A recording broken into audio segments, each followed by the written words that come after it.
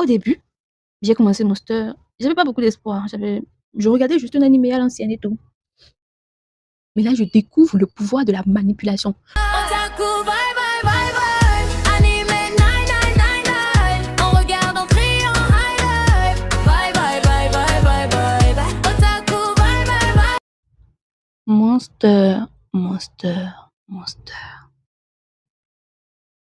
Alors, je viens de finir Monster. La fin, bon, on nous a fait une fin bonne, mais n'était pas parfaite. J'ai beaucoup de critiques à faire sur cette fin. C'était trop court. Je voulais savourer cette fin, mais c'était vraiment trop court à mon avis. Au début, j'ai commencé Monster, j'avais pas beaucoup d'espoir. Je regardais juste un animé à l'ancienne et tout. Mais là, je découvre le pouvoir de la manipulation. Le pouvoir de pouvoir manipuler psychologiquement une personne. Franchement, je pense que on ne s'en rend vraiment pas compte du pouvoir qu'on a de je pense même pas que c'est comme ça que je devrais le formuler. On ne se rend pas compte de comment l'être humain est facile à manipuler en fait. On se rend vraiment pas compte. Quand je regarde Monster, je me dis waouh. Et je pense que ce n'est pas juste parce que c'est une fiction que ça s'est passé comme ça. Je pense que ouais, on peut manipuler des gens comme ça, des enfants, des adultes comme ça, les pousser à faire des dingueries, les pousser à sauter eux-mêmes leur vie. C'est une animé incroyable, c'est une animé qui se fait poser beaucoup de questions. Il y a des gens qui sont persuadés de faire quelque chose, de faire des choses bien. Ils en sont persuadés. Ils peuvent mettre leurs 10 doigts à couper. Ils peuvent mettre leurs mains au feu que oui, tout ce qu'ils sont en train de faire, c'est bien. Tout ce qu'ils sont en train de faire, c'est pour une bonne cause. Jusqu'à ce que, je sais pas comment l'appeler, s'il faut appeler ça du karma, il faut appeler ça la réalité, s'il faut appeler ça la vie. En tout cas, quelque chose vient les gifler et se rendre compte que, en fait, il fallait lever la tête et regarder par-delà l'horizon. Monster, c'est un animé de philosophie, c'est un animé qui m'a fait voyager, qui m'a mis dans tous mes états, qui m'a fait poser mille et une questions. Le docteur Tenma, il a été shonenesque, le héros shonenesque qui parcourt le monde pour sauver la vie de certaines personnes, qui combat vents et marées pour accomplir ses objectifs, qui parle et change le mindset de certains crapules, de certains méchants. Sans vous mentir, au bout d'un moment, le docteur Tenma, franchement, il a commencé par m'agacer. Je me disais, eh, arrête de faire toutes tes tracasseries là et s'il te plaît, sois focus sur ton objectif final. Il y a des gens qui vont forcément perdre la vie. Tu n'y pourras rien. Faut juste pleurer et tu essaies d'évoluer. Mais Tenma a dit non. Tenma a dit non. Moi, je vais aider tout le monde. Honnêtement, ça m'a agacé, mais bon, est-ce qu'on peut le reprocher cela? C'est un médecin qui a sauvé la vie d'un enfant et se rend compte qu'il a sauvé la vie d'un monstre. C'est comme le dilemme avec le monsieur moustachu en H. Le monsieur moustachu en H, quand il était enfant, si quelqu'un lui a sauvé la vie, faut-il en vouloir à cette personne qui lui a sauvé la vie? Cette personne qui a sauvé la vie au monsieur moustachu en H, quand il était enfant, a-t-il fait une horreur? Est-il coupable de tout ce que ce monsieur a fait en grandissant? J'avais l'impression de regarder quelque chose comme ça. Est-ce que le docteur Tenma est responsable de tout ce que Yohan faisait? Euh, Est-ce qu'il doit se repentir? Est-ce que c'est à lui de chercher à corriger tout ce que Yohan faisait? C'est vrai qu'en réalité, on lui a demandé de soigner quelqu'un d'autre. Et il a finalement soigné par ordre d'arrivée. Et là, maintenant, les problèmes ont commencé. Fallait-il respecter ce que les autres disaient ou est-ce bien ce qu'il a fait à la fin en, en respectant la morale, en suivant ses propres convictions? En fait, c'est comme nous, quand on veut faire quelque chose, on est persuadé que c'est la bonne chose à faire. Tout l'entourage dit de ne pas le faire, mais on est têtu, on le fait et finalement les problèmes commencent. En fait, c'est un animé qui amène beaucoup d'hypothèses dans la tête, qui fait poser beaucoup de questions. Tenma est-il coupable de tout ce que Yohan a fait pour l'avoir sauvé au détriment des ordres qu'on lui a donnés? Mis à part Tenma, son ex-fiancée, l'ex-fiancée de Tenma, elle, franchement,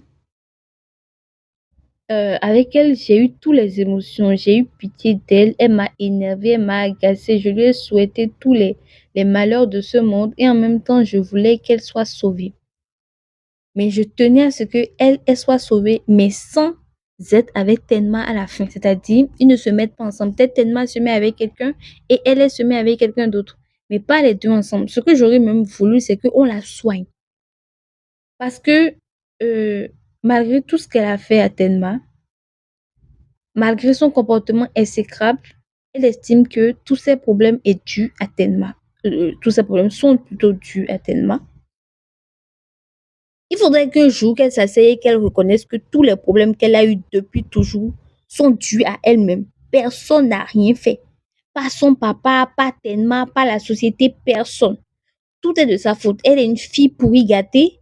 Elle a grandi. Elle n'est plus une petite fille pourrie gâtée. Maintenant, elle doit se rendre compte, elle doit se mirer devant le miroir et se rendre compte que oui, elle est pourrie gâtée. Tous les problèmes qu'elle a eu dans sa vie sont de sa faute. Elle fait partie des problèmes de Tenma. Au bout d'un moment même, j'avais l'impression que Tenma était toujours amoureux d'elle. Ça ne m'a pas fait plaisir, mais en même temps, je me disais, s'ils sont amoureux, ça fait pas de mal à ce qu'ils se mettent ensemble finalement. Mais j'avais besoin qu'elle se soigne, mais qu'elle se soigne vraiment. Qu'elle se réponde, qu'elle demande vraiment pardon. Pas demander pardon et 2 secondes après faire autre chose, non. Qu'elle s'asseye et qu'elle parle avec Tenma et qu'elle reconnaisse que tout ce qu'elle a fait de mal sont de sa faute. Par rapport à Nina, Nina, franchement, la sœur jumelle de Yohan, elle, bon, je sais pas si je suis en train de spoiler en disant que Yohan est une sœur jumelle, je crois que c'est évident depuis le début. Elle, euh, bon, j'ai pas trop compris ce qu'on a voulu faire avec elle. Franchement, j'ai pas trop compris ce qu'on a voulu faire avec elle. C'est un peu les défauts de l'animé. Ouais, c'est la jumelle.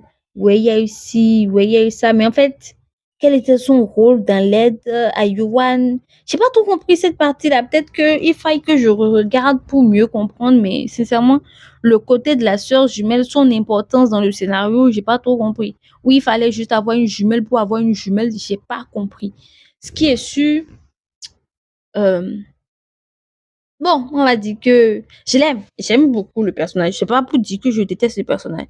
J'aime beaucoup Anna, la sœur jumelle de Yohan. Je l'aime, mais juste que je ne vois pas l'intérêt de ses interventions. C'est vrai que Yohan a pratiquement gâché sa vie. J'ai pas trop compris, elle, sa psychologie. J'ai quand même aimé la fin, sa fin à elle, parce que, voilà, on va dire ça va bien pour elle. Même si, bon, il y a quelques séquelles, mais ça va bien pour elle. J'ai apprécié sa fin. Concernant le petit garçon qui suivait Dr. Tenma, lui, j'ai pas beaucoup aimé la fin par rapport à lui parce que il a été déscolarisé. Est-ce qu'il a même été scolarisé une fois? Ça, c'est une autre question. Mais en fait, il a été déscolarisé. Il fait les cours à la maison. En fait, c'est pas trop clair. C'est un enfant. Il faut qu'on m'explique qu'est-ce qu'il est devenu. Est-ce qu'il a pu s'adapter à l'environnement quand la cavale est finie? Est-ce qu'il a pu s'intégrer? Est-ce qu'il a pu se faire des amis? Est-ce que cet épisode dans sa vie l'a donné des leçons. Est-ce qu'il est devenu un adulte? En fait, lui particulièrement, tout au long de l'animé, quand je regardais, je m'inquiétais pour son avenir parce que lui, c'est une jeune pousse, lui, c'est un enfant. Je m'inquiétais sincèrement pour l'avenir de ce jeune garçon. Et je me demandais, bah, que va-t-il devenir? J'espère qu'on va bien le développer. Mais j'ai pas eu ça. J'ai pas eu ça à la fin. Juste vite fait, on l'a montré, chape, et puis on est passé à autre chose. Le docteur Tenma, je reviens à lui. Euh, c'est en mode, il a quitté sa cavale, il est devenu docteur à la fin. Un docteur respecté, tout ça. Il a foulé plein de choses, mais c'est passé trop vite. La fin, franchement, on dirait qu'ils nous ont fait une fin vite fait. En principe, cette fin devait au moins durer 3 épisodes. Il y a trop de choses qu'ils ont sauté. Tous les personnages qu'il a rencontrés au cours de sa cavale, que sont-ils devenus? Effectivement, au cours des épisodes, on voyait tout ce qui devenait. Par exemple, la japonaise, je sais pas si elle est japonaise ou bien si elle est, en tout cas, elle est asiatique. L'asiatique qui aidait clandestinement les gens et les soignait là. C'est vrai qu'on a montré un moment, elle avait des cahiers, mais a-t-elle vraiment continué ses études? Qu'est-elle devenue? Franchement, j'avais beaucoup de questions à la fin. Au moins, la fin n'est pas ouverte. Elle, on va dire, entre parenthèses. Elle n'est pas ouverte, elle n'est pas fermée, elle est entre parenthèses. J'avais beaucoup de questions. En tout cas, euh, la conclusion générale que je dirais après mon visionnage de Monster, c'est que j'ai beaucoup apprécié mon aventure. J'ai beaucoup aimé tous les personnages. J'ai euh, j'ai passé un bon moment devant. J'aurais voulu un peu plus d'amélioration, mais on ne peut pas avoir la perfection. La thématique de l'animé déjà est une perfection. La manière dont on a amené à nous faire comprendre certaines situations, la psychologie, montrer que en vérité, notre cerveau, c'est comme de la pâte à modeler. On peut le modeler comme on veut. Et peu importe l'âge que nous avons, c'est ça le plus fascinant en fait. Se rendre compte qu'il y a des gens qui se sont amusés à faire ça. Et ça, c'est au-delà de la fiction. C'est vraiment quelque chose qui se passe dans la vraie vie. Je vous recommande Monster. Je vous recommande vivement Monster. Vous allez apprécier le moment passé. Vous allez passer un bon moment. C'est vrai que on est souvent sous pression, on est sous stress quand on regarde cet animé parce que on ne sait pas ce qui pourrait arriver. On a tout le temps peur. Il y a des personnages auxquels je me suis attachée qui ont perdu la vie. Ça m'a vraiment attristée. Mais bon, c'est le jeu de la vie. C'est à la toute fin, tout le monde n'aurait pas pu guérir. J'ai pas trop aimé la fin de Johan par ailleurs, mais bon, pouvons-nous demander une perfection? Peut-être que tout le manga n'a pas été animé, c'est aussi une hypothèse. Peut-être qu'il faut que je fasse des recherches, peut-être qu'il y a encore une suite qui est juste en version manga, je sais pas. J'ai apprécié mon visionnage, je vous le recommande. Vous allez passer un excellent moment devant. Merci. Allez, likez, partagez comme vous voulez. Ou si vous ne voulez pas aussi, c'est pas, c'est pas un souci. Merci, au revoir. Bon visionnage.